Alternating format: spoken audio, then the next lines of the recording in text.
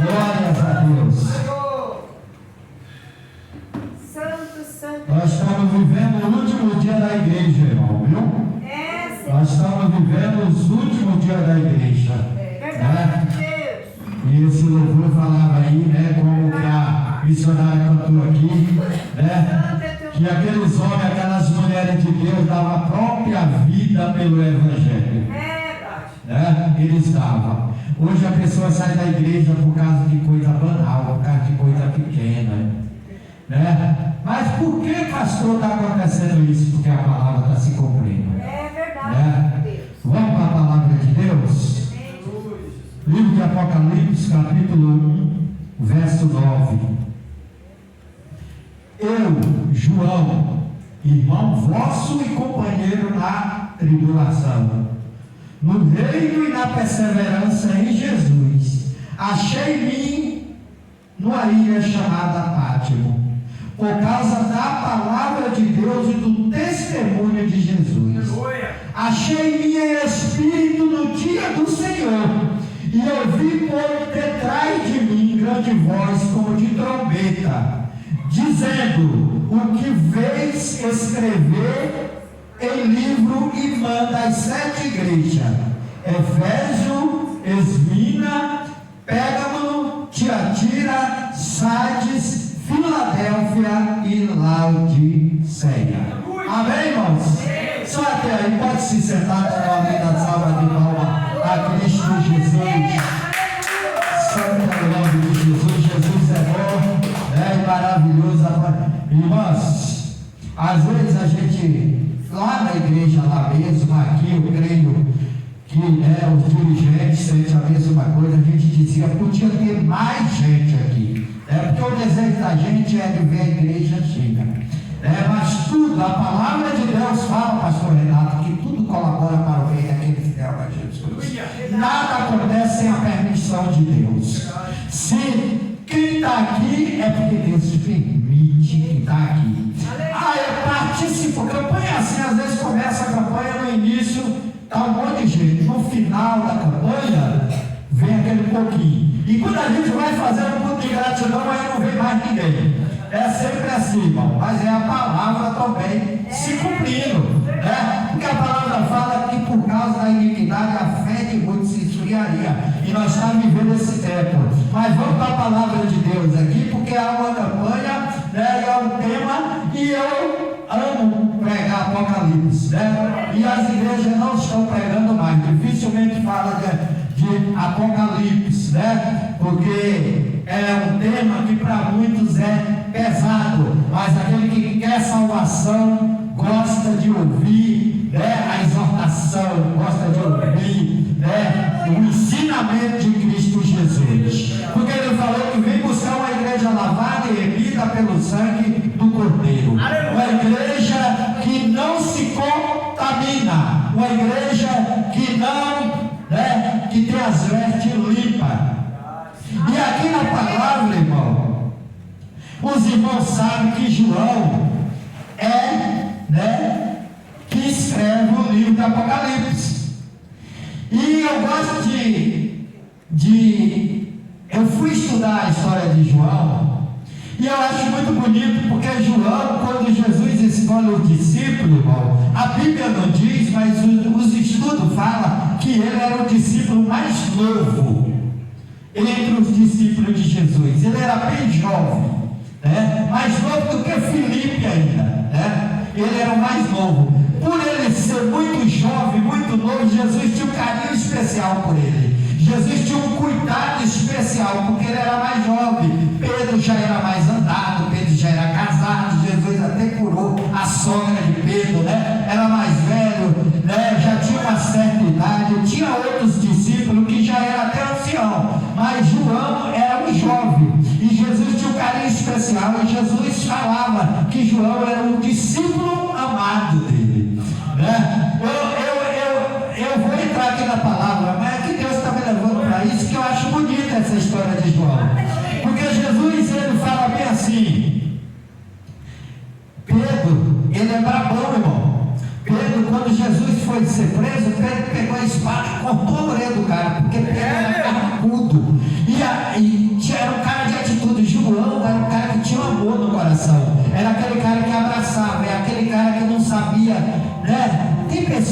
gosta de abraçar, que gosta de fazer carinho, que gosta de falar palavras bonitas para os amigos. Tem outros que já chegam e falam, tem que se consertar, tem que ser assim. Mas tudo Deus escolhe cada um da maneira que é, irmão, né? Assim como tinha um discípulo que era bravo, tinha outro que era amoroso, né? Tinha outro que era médico, tinha outro que, né, era de outro jeito. E João, quando ele estava na Santa Ceia, ele colocou o ombro nas costas, colocou a cabeça nas costas no ombro de Jesus. E a Bíblia diz que depois que Jesus ressuscita, quem encontra com Pedro, João também está presente.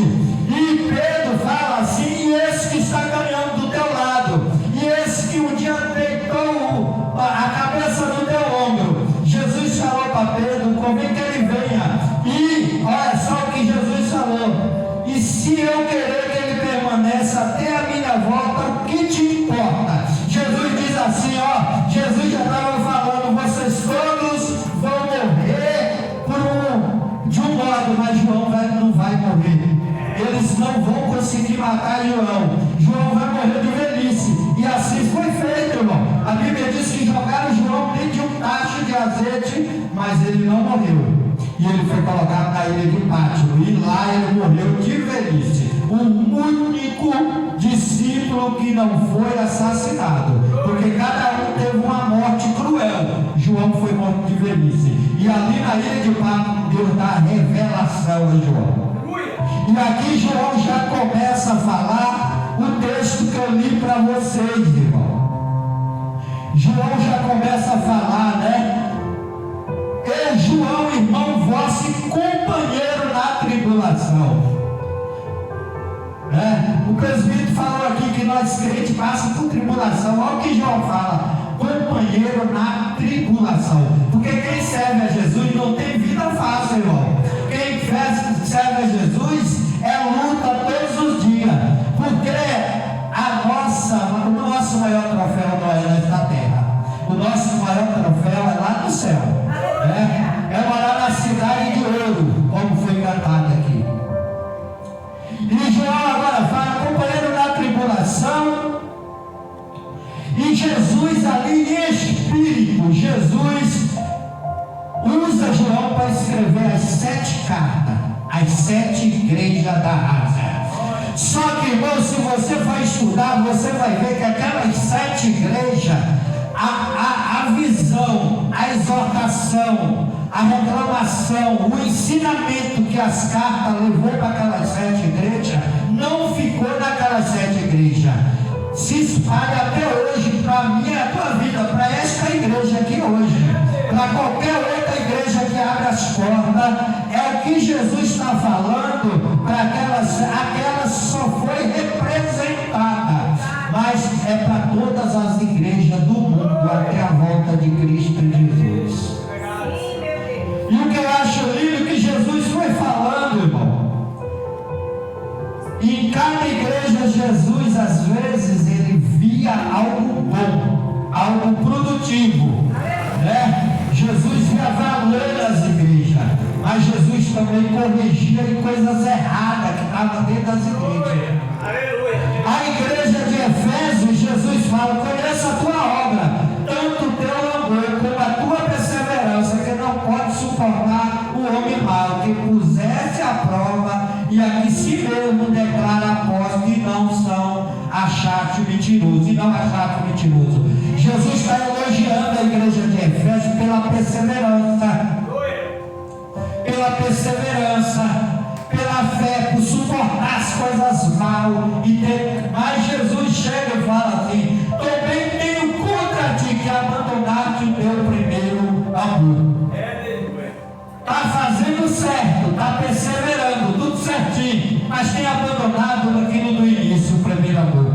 Mas tem, irmão, o primeiro amor é a oração, o primeiro amor é a consagração. A igreja de Efésios não tinha mais. E se você for ler lá no livro de Efésios, é o ensinamento que o próprio Paulo manda para a igreja: permaneça na oração, persevera.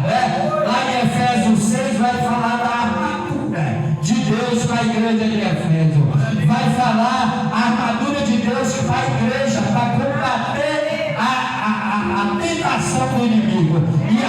Deus falou, lembra que Paulo ensinou para vocês, para poder, na oração, para combater, para continuar orando, para continuar, e agora vocês esqueceram o primeiro amor. E nós não vivemos isso hoje, irmão, né? Muitas das vezes, até nós está na frente do trabalho, muitas das vezes quando a gente iniciou a nossa vida com Cristo, era aquela chama, era aquela vontade, aquele desejo de estar fazendo, e muitas das vezes, hoje a gente já não sente mais com aquele avivamento. Mas aí Deus vai falar também da igreja de Esmina, conheça a tua tribulação, a tua pobreza. A igreja de Esmina, irmão, era uma igreja que era pobre financeiramente. Ela não tinha dinheiro. Eu imagino uma igreja, eu conjecturo, uma igreja que não tinha nem banco para sentar. É eu que estou conjecturando, a Bíblia não diz, mas fala que é uma igreja pobre. Eu imagino uma igreja de terra, de chão batido, uma igreja que não tinha nenhuma nada. Mas Deus fala bem assim: você é pobre de bens materiais, mas você é rica na fé. Santa. É Deus nos ensinando que não adianta templo bonito, Deus nos ensinando que não adianta igreja luxuosa, se não tem a presença de Deus, se não tem a fé genuína em Cristo Jesus, de nada adianta, irmão. Deus fala para a igreja de Hermínios: tu és rica, né? Mas cuidado com as blasfemas e com as sinagogas de Satanás. O que Deus está falando? Continua desse jeito. Tenha cuidado para não se corromper. Eu vou citar alguma aqui, depois eu vou terminar, você vai entender, irmão, o que Deus quer falar para mim e para você. A igreja de Pérgamo, Jesus começa a dizer: conheço o teu lugar, em que habita, onde está o trono de Satanás, e que conserva o meu nome, e não negaste a minha fé. E ainda no dia de Antipa, minha testemunha, meu fiel, qual outro entre vós, onde Satanás habita. A igreja de Pérgamo era a igreja que tinha a doutrina de Balaão, irmão.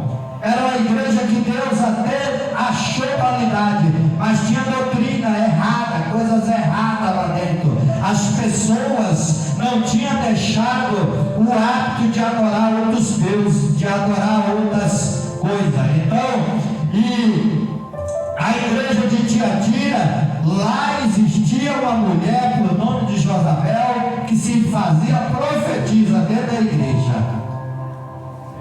Espírito de adivinhação naquela mulher, não tinha nada de profeta, e o povo adorava aquela mulher, né? A igreja de Tiatira, errado. E Deus foi falando das qualidades, e Deus foi falando do defeito, né? Mandando a igreja de Sardes se arrepender, vigiar, porque senão o ladrão vinha e roubava a honra dela.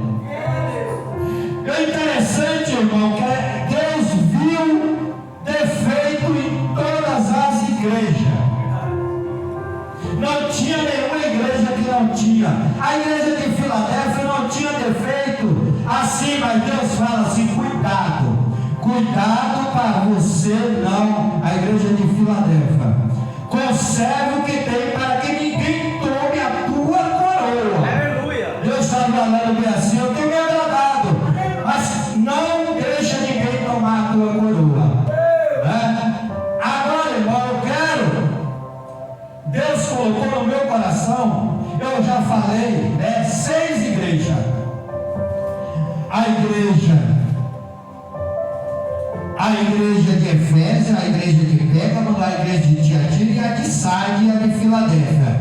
Mas Deus colocou forte, presbítero, no meu coração sobre a igreja de Laodiceia. Por que a igreja de Laodiceia? Porque Deus não viu nada de bom na igreja de Laodiceia. Deus viu coisas ruins, mas viu coisas boas nas outras igrejas. E na de Laodiceia, que é a última igreja, ele não viu. Por quê? Porque a igreja, vou dar um exemplo, a igreja de Pérgamo tinha até doutrina de Balaão.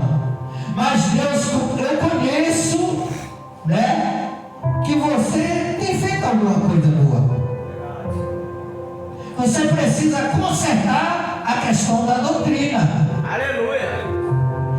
Deus vai lá na igreja de Efésios e fala bem assim: ó, eu sei que tu perdeu o primeiro amor, mas tu tem perseverado. Então em cada igreja tinha algo que era bom, mas precisava consertar algo. É Deus corrigindo, irmão. Agora, porque Deus fez, colocou no meu coração enquanto eu estudava para pregar aqui hoje, a igreja de Laodiceia.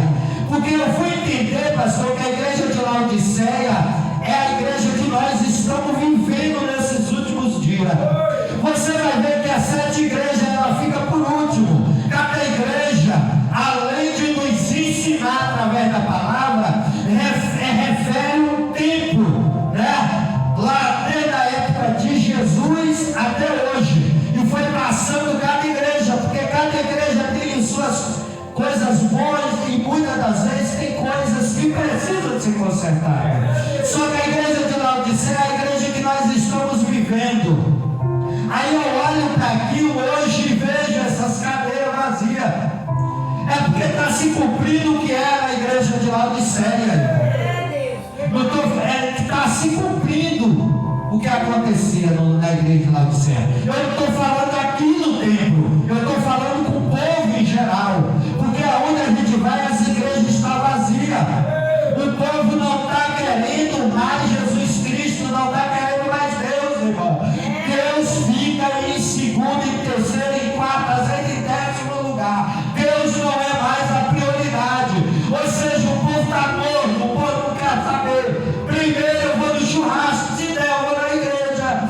Primeiro, se tem alguma coisa para falar, eu estou devendo uma conta, eu tenho que trabalhar, eu não posso ir para o culto. E muitas das vezes para ganhar 20, 30 mais real, irmão, deixa de vir no culto. Só que a palavra de Deus diz: buscar primeiro o reino do céu e a sua justiça, e as outras coisas serão acrescentadas. Aqueles 30 reais que o cara ganha mais e deixa de vir no culto, não vai acrescentar nada. Mas a fé dele vir aqui buscar Cristo Jesus, ele sai daqui muitas vezes com uma bênção grande nas mãos.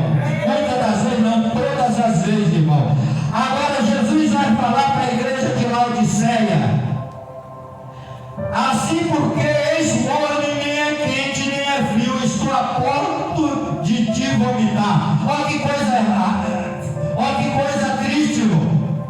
Porque nas outras igrejas tinha até doutrina de Balaão, tinha até profetisa chamada Josabel, tinha até adultério nas outras igrejas. Mas Jesus não falou para nenhuma delas: eu estou a ponto de te vomitar. Jesus falou: eu vou te corrigir para que você seja uma igreja do jeito que eu quero. Só que a igreja de Laodiceia, Jesus diz: eu estou a ponto de te vomitar, porque tu não é quente e nem frio, tu és morto. E o que eu acho mais interessante que Jesus fala assim: ó,